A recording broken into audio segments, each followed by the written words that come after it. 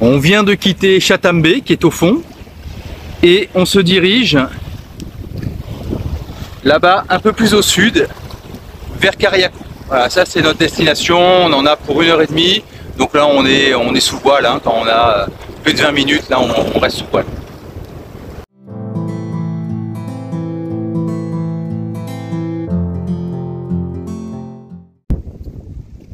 On vient d'arriver à Kariakou. On a hissé le drapeau de Grenade parce que là on est dans les grenadines de Grenade et non plus dans les grenadines de Saint-Vincent. En dessous on a le drapeau jaune qui est une demande de clairance parce qu'on a fait les papiers de sortie du territoire à Saint-Vincent et on n'a pas encore fait les papiers d'entrée du territoire de Grenade.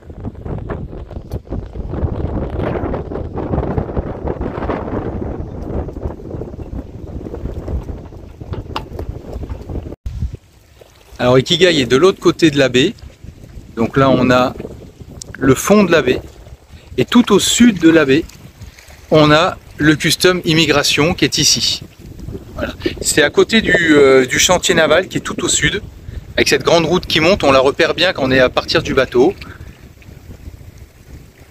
Voilà, le custom est là. Voilà, le custom et immigration, c'est ici. Nous avons débarqué là sur le dinghy dock qui est au nord de la baie. Alors Ikigai est là-bas et nous avons fait les formalités sur le chantier naval qui est de l'autre côté de la baie, au sud. Voilà. De ce côté-là, il y a un grand ponton avec aussi un chantier naval. On entre par ici, dans le chantier. Alors celui-là, il est très pratique parce que déjà, il est en dur et puis il a des grosses billes d'amarrage qui sont assez commodes. Bon, c'est sûr que c'est un petit peu moins sexy que l'autre côté. Là, on est en plein chantier. Avec Sayana, on part faire des courses. De ce côté-là, on a quelque chose qui est un petit peu plus industriel avec des bateaux, des gros bateaux moteurs. Mais l'avantage, c'est que la sortie est en face là, et en prenant directement à droite, on est tout de suite sur la partie où on a les supermarchés, donc c'est un peu plus court. Alors on est allé faire les courses, c'est Sayana qui nous ramène. Voilà, le bateau est juste là. On va faire un petit tour et puis on va s'attraper. Alors ce soir pour l'anniversaire d'Amandine, on vient manger ici, au Lambing Queen restaurant. Voilà. Alors nous ce qu'on aime à Kariakou, c'est que c'est vraiment paisible. Le mouillage, alors même s'il y a pas mal de bateaux, en fait il y a une forme de sérénité là qui se dégage. Alors on va aller boire un apéro un peu plus loin par là-bas. Voilà, c'est vraiment un mouillage qu'on aime beaucoup pour ce côté vraiment tranquille, vraiment posé. Et puis voilà, on a aussi de quoi mettre l'annexe et puis tout un tas de petits endroits pour venir manger. Et il y a aussi quelques supermarchés, donc c'est voilà, c'est un bon compromis. Là on a Tirel-Baie et cette baie là elle est vraiment sympa. On passe devant une école primaire et je vois un toboggan comme j'en avais plus vu depuis que j'étais enfant, avec la glissade tout en métal, celle qui brûlait bien les fesses et les cuisses.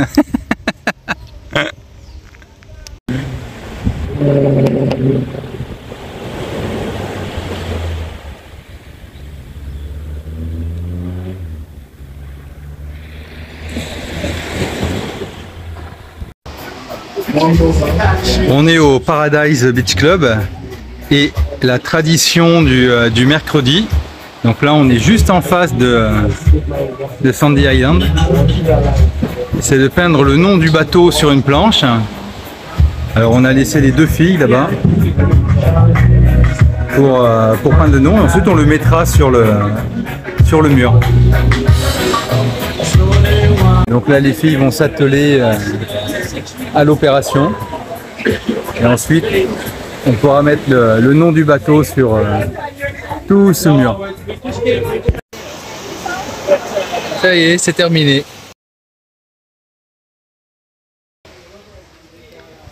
Voilà, Ça y est, alors nous on va partir de Kariakou, mais on aura laissé une empreinte. Ikigai, une partie d'Ikigai restera ici, à Paradise Beach Club, juste en face de Sandy Island. Alors hier nous étions là-bas, en face de Paradise Island. Là on fait le tour pour aller jusqu'au cap, à la pointe qu'on contourne pour entrer à Tyrrell Bay. Voilà, et en bas là-bas il y a une autre plage et c'est notre destination. Ici même, d'après Google, on est à l'intersection d'une route. Donc je sais pas trop. Bon après, d'après moi, je pense qu'en descendant en bas, on va arriver à la plage. En descendant vers là-bas. Là on est arrivé sur la plage et on va rejoindre le Paradise Beach en prenant comme ça par l'intérieur, en restant à l'ombre. Alors nous sommes sur Paradise Island, Paradise Beach. En face on a Sandy Island. Et de l'autre côté, là on va passer l'après-midi sur cette plage. De l'autre côté là-bas on a Hillsborough. C'est le premier mouillage qu'on voulait faire, mais en fait il était un peu trop exposé au vent et à la houle. Et donc on a contourné pour aller derrière la péninsule qui est là. On profite de cette fin d'après-midi pour aller faire un tour dans la mangrove à Tyrrell Bay, à Kariakou. C'est un peu comme si on allait au chantier naval et après le passage est ici.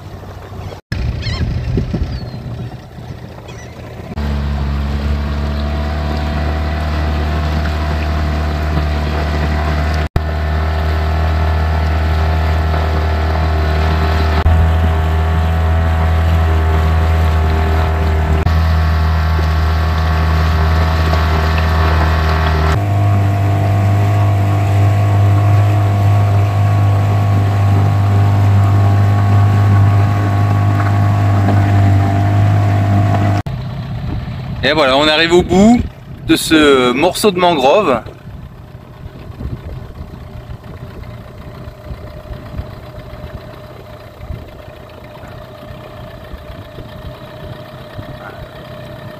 Et on va se rediriger vers la sortie.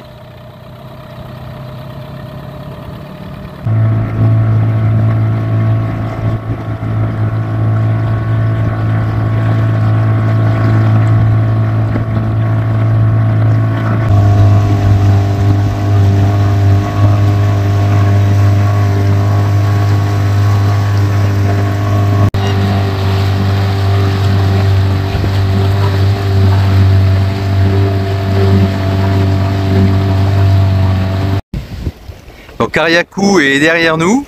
Alors je vais zoomer un petit peu. Donc on est parti, il était 8h30. On a un joli bateau là. Je sais pas si je vais réussir à zoomer plus. Tac. Voilà. Ah, il est vraiment beau. Et nous, la direction là-bas Grenade. C'est joli parce qu'il y a beaucoup de petites îles. Et donc Grenade c'est un petit peu plus bas là-bas. Au nord de Grenade, là aussi je vais essayer de zoomer. Voilà. Alors cette zone là, il faut faire attention, hein, il y a un cratère sous-marin. Voilà. Et donc il y a toute une zone d'exclusion dans laquelle on ne peut pas passer, plus une zone de sécurité autour de la zone d'exclusion totale. Et nous on va continuer à descendre. Bon, on en a pour 3h, 3h30. On marche bien, on fait du 7 nœuds 8 nœuds. Donc on avance bien quand même, on est bien réglé là. La mer est sympa, on a 1,70 m de creux mais elle est assez étalée. Voilà, c'est une navigation qui est vraiment bien agréable et bien sympa.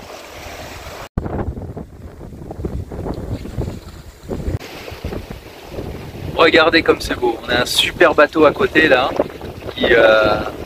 avec une île au fond. Ah, c'est vraiment joli.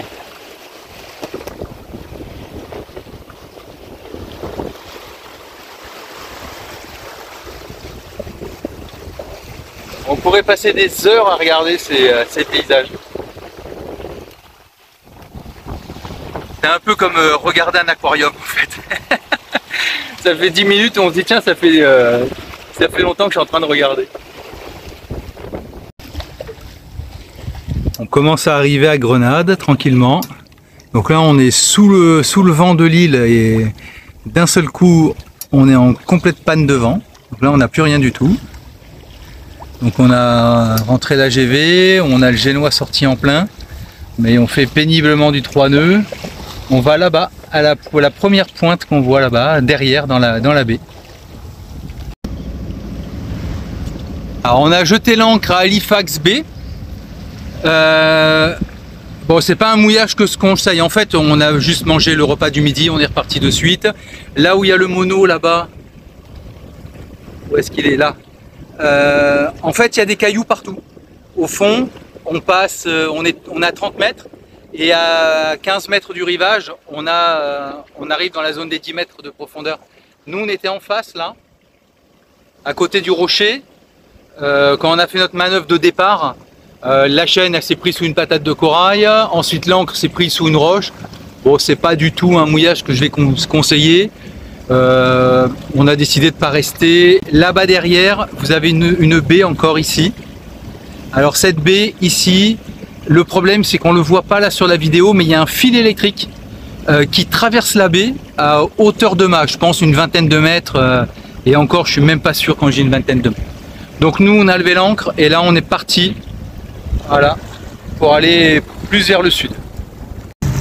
Alors, nous, on a mouillé là-bas à Martins Bay quand on entre dans la baie de Saint-Georges. Alors, ce qu'il est dit sur les cartes, c'est qu'on peut mouiller là-bas. J'ai vu aucun voilier mouillé dans la partie haute, la partie nord du ici là. Il n'y a même pas d'endroit pour les dinghies. Il est dit aussi que là-bas on peut mouiller au niveau de la marina. Il y a déjà pas mal de bateaux qui ont l'air là d'être depuis pas mal de temps et je vois pas non plus comment on peut mouiller. Donc soit on se met à la marina, soit nous l'option qu'on a pris, c'est de se mettre à la bouée ici en face. Alors quand on arrive par là, on a le custom ici. Si on avance, le dock à dinghy, il est juste derrière, mais on met 3 dinghies, et c'est réservé aux personnes qui vont faire le custom et l'immigration. De l'autre côté, il y en a un autre, mais qui est réservé à ceux qui ont un emplacement à l'année. Ensuite, en face, là où il y a la station essence, il y a un dinghy dock en bois et il y en a un autre qui est ici de ce côté, là où rentre le bateau. Là derrière, on a un dinghy dock où après on peut sortir par la petite cabane qui est en haut là. Voilà, la petite cabane bleue là, c'est la sortie. Donc nous maintenant c'est ici qu'on met le dinghy parce que c'est l'endroit le plus proche de la ville, du centre, qui est vers la gauche là-bas. Et c'est un endroit qui en plus est surveillé. La sortie du deuxième dinghy dock, elle est ici. Et le dinghy dock, il est juste là en bas. En face, c'est la grosse marina. Là-bas, c'est l'entrée du port. Et nous, on est à l'autre dinghy dock qui est plus bas là. Voilà, tout au fond là-bas, on a le dinghy dock. Il est en face de la pompe à essence en fait. Et juste à droite, non, le bâtiment qui est au milieu là, ça c'est le ship Chandler. Et ensuite, la sortie du bassin, elle est là-bas derrière.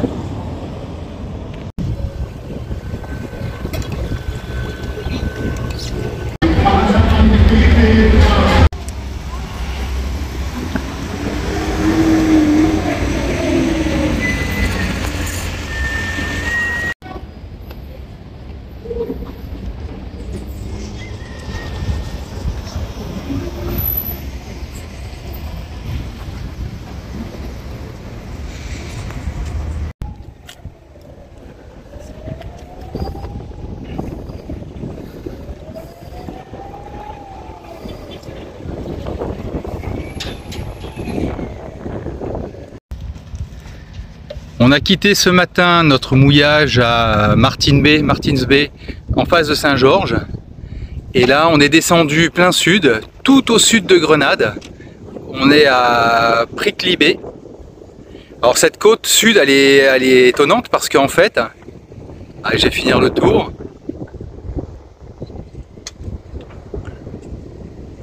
Alors, cette côte, elle est étonnante parce que elle est, il y a une succession de baies, mais qui ressemblent un peu à des fjords nord-sud, sud-nord, et c'est très très beau.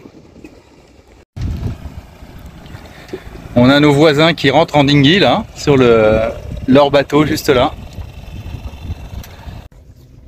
Tout ce qui concerne le mouillage est terminé, tout est rangé. On va mettre l'annexe à l'eau avec son moteur, remplir les différents livres de bord et d'entretien, et ensuite on va aller là-bas, voilà, où il y a la marina. Alors donc là on est à Prickly Bay Marina. Enfin, nous sommes au mouillage là-bas, et ici ce qui est vraiment sympa, c'est que il y a un super ponton à dinghy avec un grand câble tout du long. On peut accrocher les annexes. Voilà, il y a de la place aussi de ce côté, et franchement le cadre il est magnifique. Il y a des maisons qui sont très très belles, et on est allé là-bas au fond à se poser. Ensuite, de l'autre côté de la baie, là-bas, on a une deuxième baie qui s'ouvre là-bas derrière. Et là, il y a un budget marine, un ship chandler. Ça peut être intéressant. On ira faire un tour un petit peu plus tard. En tout cas, nous, on va reprendre l'annexe et repartir là-bas pour finir la journée. À Prickly Bay, alors nous, on n'est pas concerné parce qu'on a des salles, mais on peut faire de l'eau. Alors quand on arrive au ponton, c'est ici. Voilà. Faites de l'eau ici, puis il y a un gars qui vient vous dire la consommation que vous avez pris.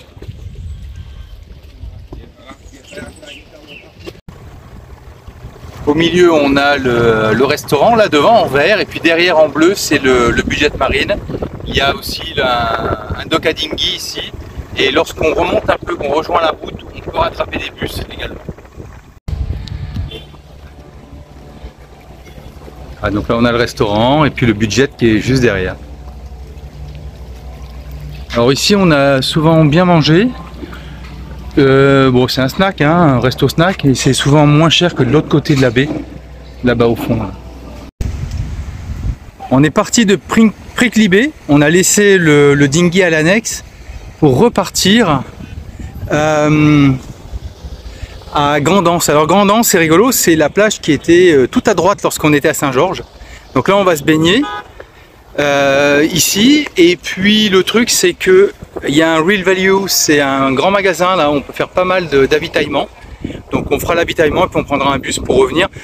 Voilà, on a mis une demi-heure à pied, c'est à 2 km hein, de Prickly Bay.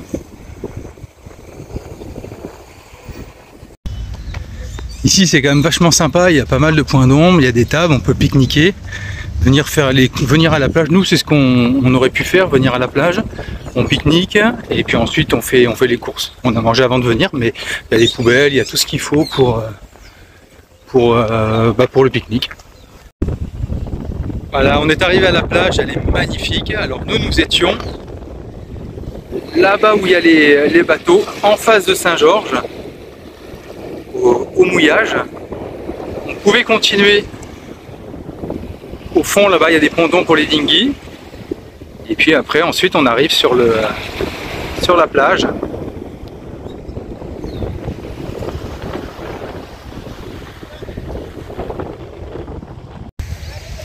Quand vous êtes sur la plage là, faut faire attention parce que bon, ils louent des transats sur toute la longueur de la plage, donc c'est 10 ici $ le transat.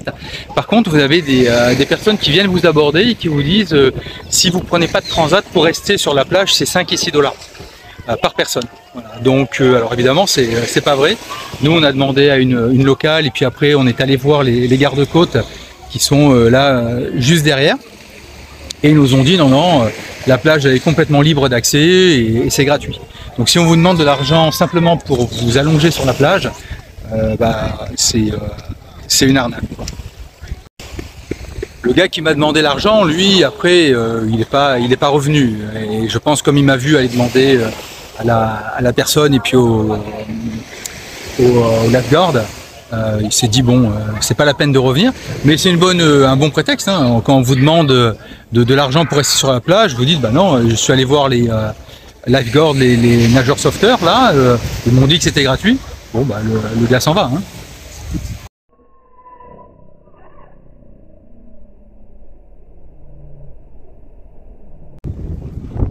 Ici nous sommes à Hog Island. Voilà, donc on arrive par là. Il faut faire attention parce qu'il y a pas mal de récifs. Le bassin est comme ça. Et l'île est raccordée à la terre par ce pont. Alors nous on est venu hier en bateau, ça nous a pas convaincus. En même temps tout le monde est sur bouée, il n'y avait plus une bouée de libre. Et donc on est venu ce matin à pied il y a une piste là.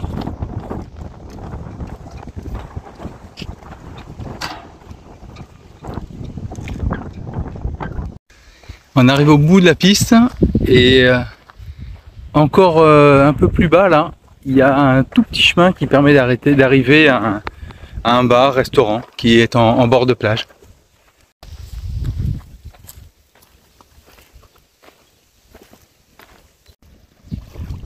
Là, nous sommes arrivés.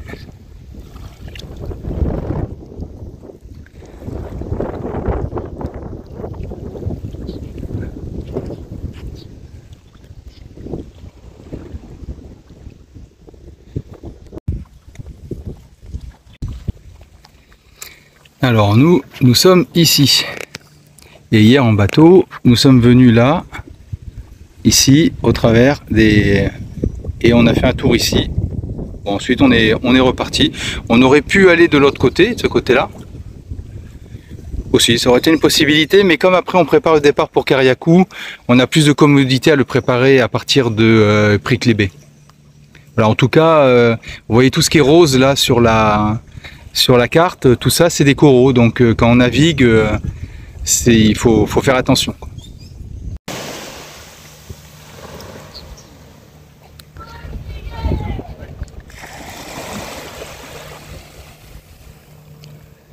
Donc là on est sur la côte ouest de Rhode Island, de Hog Island.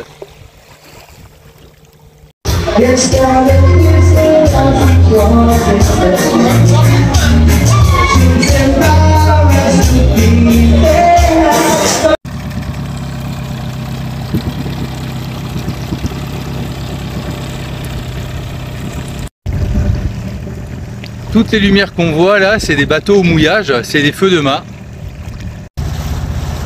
Maintenant, il faut retrouver Ikigai.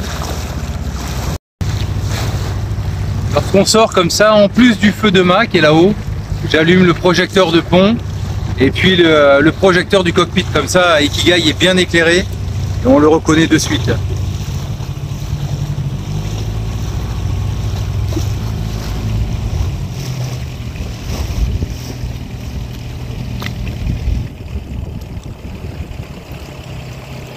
Et voilà, on est arrivé.